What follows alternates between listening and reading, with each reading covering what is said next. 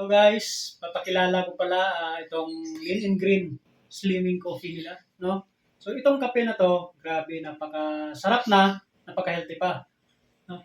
Ang kape na to, 2 weeks ko pa lang siyang ginagamit, pero the best talaga yung result. Alam mo yun, yung pagkatapos mo lang kumain, pero napakagaan ng pakiramdam mo kahit na busog ka.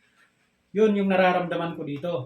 Marami na akong kape na natikman, pero kakaiba talaga tong kape na to. Hindi lang to para sa mga babae, kundi para din sa ating mga lalaki na medyo may kalakihan yung bilbil. Alam mo yun?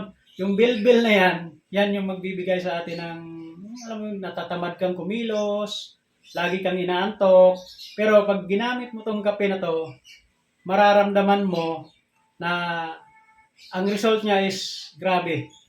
Ma-amaze ka. Ha? So, try nyo na guys. Lean and Green Coffee. The best.